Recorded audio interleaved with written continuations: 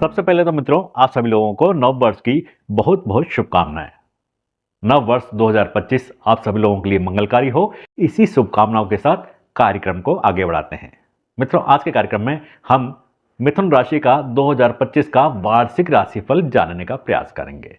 जनवरी से लेकर दिसंबर तक का यह 2025 वर्ष मिथुन राशि वालों के लिए कैसा होगा, इसका संपूर्ण राशिफल जानने का प्रयास करेंगे। मित्रों आप लोगों को बता दें कि 2025 वर्ष सभी राशि के जातकों के लिए बड़ा ही महत्वपूर्ण होने वाला है, क्योंकि 2025 में हमारी कुंडली के 4 प्रमुख ग्रह जो किसी भी राशि में काफी लंबे समय तक विराजमान रहते हैं, अपना राशि परिवर्तन करेंगे। इनका यह राशि परिवर्तन सभी राशि के जातकों को विशेष रूप से प्रभावित करने वाला है। तो मित्रों आज के कार्यक्रम में हम मिथुन राशि के जातकों पर इन 4 ग्रहों के राशि परिवर्तन का क्या प्रभाव पड़ेगा और 2025 वर्ष इनके लिए कैसा रहेगा, यह जानने का प्रयास करते हैं।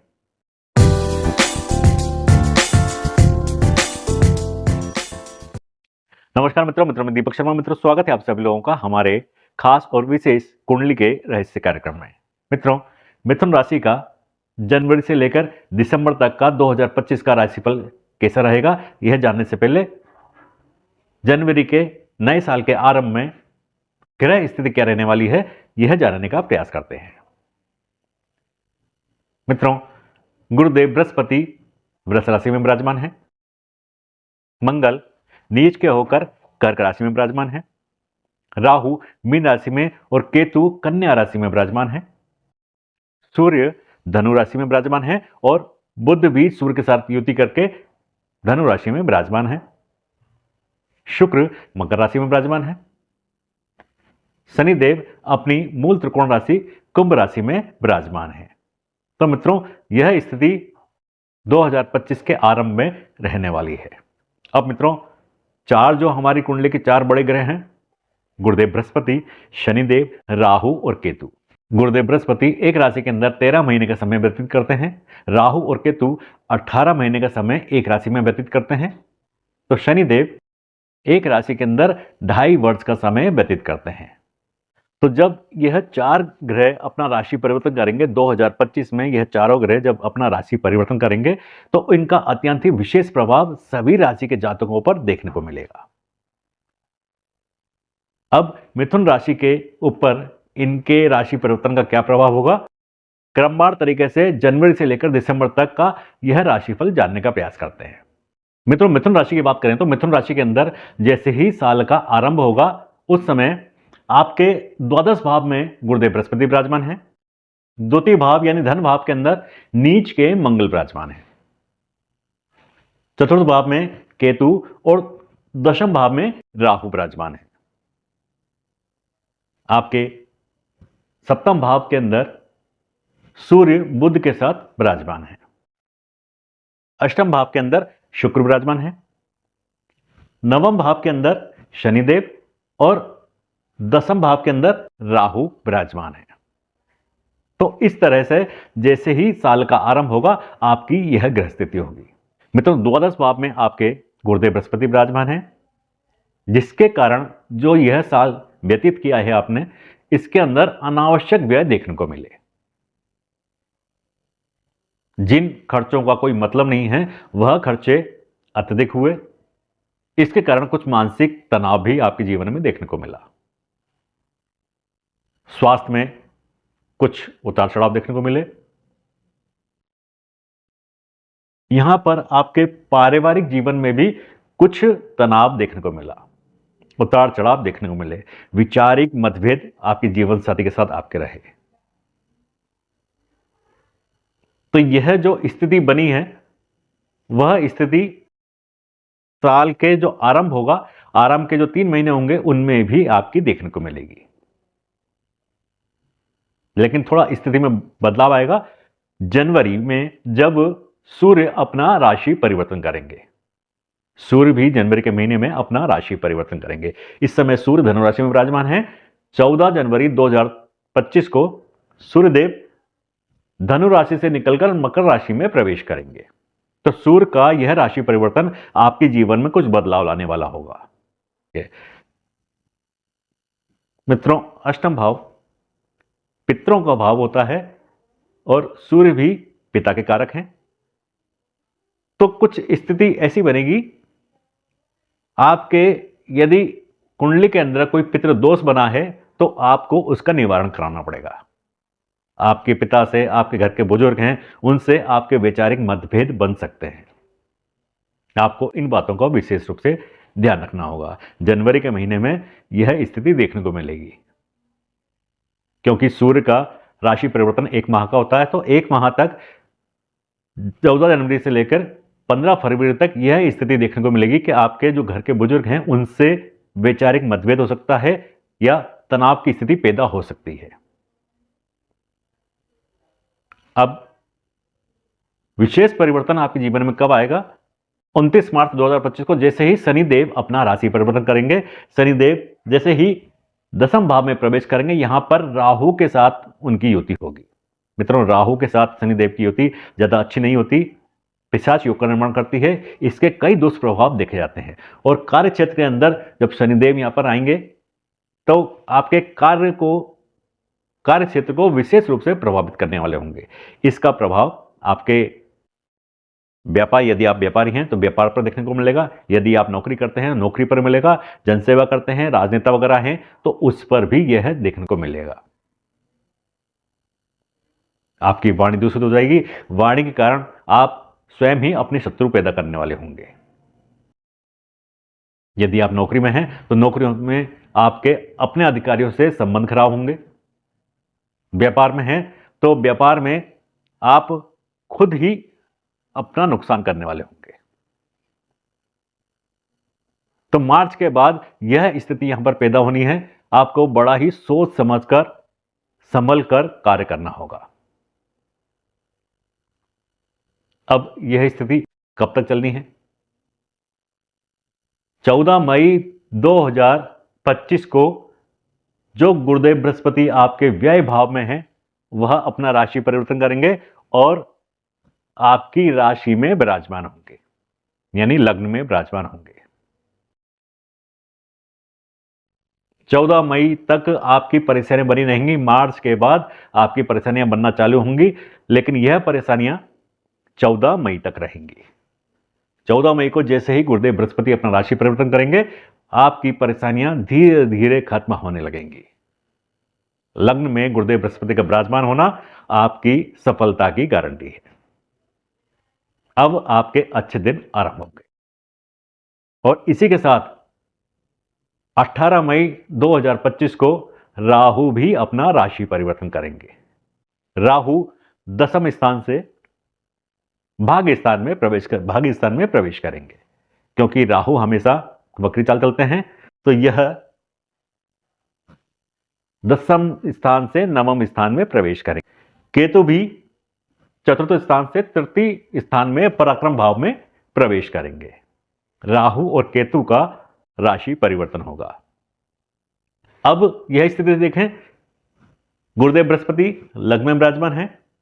गुरुदेव बृहस्पति की पंचम दृष्टि पंचम भाव पर है, सप्तम दृष्टि सप्तम भाव पर है और नवम दृष्टि नवम भाव पर है। गुरुदेव बृहस्पति का लग्न में होना सबसे शुभ माना जाता है। गुरुदेव बृहस्पति की जो यह 3 दृष्टियां होती हैं, 5वें नंबर की दृष्टि, 7वें नंबर की दृष्टि और 9वें नंबर की दृष्टि, यह इस स्थिति में अत्यंत शुभ होती हैं। यह मूल त्रिकोण होते हैं। इसके अंदर अत्यंत ही शुभ प्रभाव देने वाली होती है। तो यहां पर गुरुदेव बृहस्पति विशेष रूप से पंचम भाव, सप्तम भाव और नवम भाव को प्रभावित करेंगे। अब यहां से आपके जीवन में परिवर्तन देखने को मिलेगा। 5वां भाव संतान का भाव होता है, शिक्षा का भाव होता है, इंटेलिजेंसी का भाव होता है, प्रेम संबंधों का भाव होता है, व्यापार का भाव होता है। तो यहां पर गुरुदेव बृहस्पति इस भाव में वृद्धि करने वाले होंगे। जो छात्र शिक्षा में या उच्च शिक्षा की तैयारी कर रहे हैं, उनको अद्भुत सफलता प्राप्त होने वाली है। पंचम भाव आपकी शिक्षा का है, नवम भाव आपकी उच्च शिक्षा का है। तो इन छात्रों को, इन विद्यार्थियों को इस गोचर में जबरदस्त सफलता देखने को मिलेगी। आपको आपके प्रेम संबंधों में सफलता देखने को मिलेगी। आपके प्रेम संबंध विवाह तक पहुंच सकते हैं। व्यापार में आपको अद्भुत सफलता प्राप्त होगी। सातवीं दृष्टि गुरुदेव बृहस्पति की सप्तम भाव पर है। आपके जो वैवाहिक मतभेद चले आ रहे थे, वैचारिक मतभेद चले आ रहे थे, क्योंकि जो पिछली स्थिति बनी थी उसके अनुसार आपके आपके जीवन साथी के साथ संबंध ज्यादा अच्छे नहीं थे। कुछ ना कुछ तनाव आपके जीवन में चला आ रहा था। वह तनाव अब 14 मई के बाद खत्म होने वाला है। आपके जीवन साथी के साथ संबंध मधुर बनेंगे, मजबूत बनेंगे। आपसी सामंजस्य देखने को मिलेगा। आपके जो साझेदार हैं उनसे आपके संबंध अच्छे बनेंगे। व्यापार में आपको लाभ के योग बनेंगे। दैनिक लाभ के कार्य हैं, जो हम कार्य करते हैं, व्यापार के कार्य करते हैं, जिससे हमारे दैनिक मजदूरी आती है या दैनिक लाभ होता है, वह कार्य वापस चालू होंगे। नवम भाव पर दृष्टि है, भाग्य का आपको पूरा साथ मिलेगा। तो गुरुदेव बृहस्पति के गोचर के कारण आपके जीवन में अब कुछ बदलाव देखने को मिलेगा। लेकिन मित्रों, एक बात का ध्यान रखना, आपके जीवन में कुछ बदलाव तो होगा। 14 मई के बाद आपके जीवन में जो व्यक्तित्व है वह इस तरह का हो जाएगा कि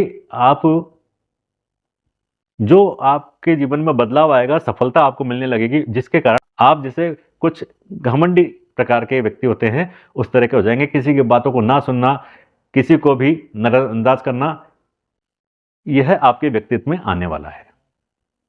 क्योंकि आप लोगों को जो सफलता मिलेगी वह सफलता आसानी से आप पचा नहीं पाएंगे, क्योंकि गुरुदेव बृहस्पति आपके लग्न में है। तो इस तरह का आपका स्वभाव होना निश्चित है। आपको इस तरफ थोड़ा ध्यान रखना होगा। राहु जो राशि परिवर्तन करेंगे 18 मई को, राहु आपके भाग्यस्थान में आएंगे और केतु आपके पराक्रम भाव में होंगे। मित्रों, राहु का 9वें भाव में आना, क्योंकि 9वां जो भाव होता है वह पिता का होता है। राहु जब सूर्य राहु के साथ होते हैं तो पितृ दोष का निर्माण करते हैं। तो जब राहु 9वें भाव में आते हैं तो यहां पर राहु के जो प्रभाव होते हैं पितृ दोष के समान ही देखे जाते हैं। राहु जब यहां पर होंगे तो संभव है कि आपके अपने बुजुर्गों के घर के बुजुर्ग हैं, पिता हैं या पिता के समान जो बुजुर्ग हैं, उनसे आपके मतभेद पैदा हो, कुछ परेशानियां पैदा हो सकती हैं, तनाव हो सकता है। तो आपको इस ओर विशेष रूप से ध्यान देना होगा। 18 मई के बाद यह स्थिति पैदा हो सकती है। केतु आपके पराक्रम भाव में है। यहां पर केतु आपको कई तरह से सफलता दिलाने वाले होंगे। आपके पराक्रम में वृद्धि करेंगे। यदि आप कंप्यूटर से संबंधित कोई कार्य करते हैं, मार्केटिंग का कार्य करते हैं, टेक्निकली कोई काम करते हैं, हॉस्टल रेस्टोरेंट का काम करते हैं, तो इन तरह के कार्यों में आपको विशेष रूप से सफलता दिलाने वाले हैं। यहां पर आप मेहनत करेंगे, परिश्रम करेंगे, जो भी करेंगे आपको आपके भाग्य का पूरा साथ मिलेगा, क्योंकि भाग्य स्थान में गुरुदेव बृहस्पति की 9वीं दृष्टि है। तो आप जो भी प्रयास करेंगे उसका पूरा फल आपको मिलने वाला है। अब शनि का जो राशि परिवर्तन है, शनि भाग्य स्थान से कर्म स्थान में गए हैं। तो शनि जब कर्म स्थान में होंगे तो आपको विशेष रूप से आपके कार्य क्षेत्र को प्रभावित करने वाले होंगे, आपको अनुशासन में रखने वाले होंगे, अनुशासन में रखते हुए किसी भी कार्य को कराने वाले और उसमें सफलता दिलाने वाले। मित्रों, अभी तक जो आपके जीवन में अनुशासनहीनता थी, लापरवाही थी, आज का काम कल पर टालने की प्रवृत्ति थी, वह सब प्रवृत्ति खत्म करने वाले हैं और आपको अनुशासन में रहकर समय पर काम कराने वाले होंगे। शनि का कर्म भाव में आना यानी आपको अनुशासन में रहकर काम करवाते हैं और इसमें सफलता भी दिलवाते हैं। तो यहां पर आपको अनुशासन में रहकर ही कार्य करना है, सफलता निश्चित रूप से आपको मिलने वाली है। तो इस तरह से यह ग्रह विशेष रूप से आपके जीवन को प्रभावित करेंगे। अब यहां पर एक बात और देखनी है, क्योंकि शनिदेव पूरे वर्ष आपको कर्म क्षेत्र में ही रहेंगे और आपको विशेष रूप से प्रभावित करेंगे। राहु पूरे वर्ष भर आपके ही भाग्य स्थान में ही रहेंगे और आपके भाग्य को प्रभावित करेंगे। गुरुदेव बृहस्पति आपके लग्न में ही रहेंगे पूरे वर्ष और आपके लग्न को, आपके जीवन को, व्यक्तित्व को प्रभावित करेंगे। तो इनका प्रभाव पूरे वर्ष भर क्या रहेगा? गुरुदेव बृहस्पति पूरे वर्ष भर आपके व्यक्तित्व को, आपके करियर को चमकाने का कार्य करेंगे। शनिदेव आपको अनुशासन में रहना सिखाएंगे, अनुशासन में रहते हुए कार्य करना सिखाएंगे। तो इस तरह से यह ग्रह विशेष रूप से आपको प्रभावित करने वाले होंगे। अब इस वर्ष में आपकी विशेष उपलब्धि क्या होगी, विशेष उपहार इस वर्ष का क्या होगा? इस वर्ष का विशेष उपहार यह होगा कि इस वर्ष में आप कोई नया कार्य करने वाले होंगे, नया कार्य करने वाले होंगे और नया कार्य करने में सफलता प्राप्त करने वाले होंगे।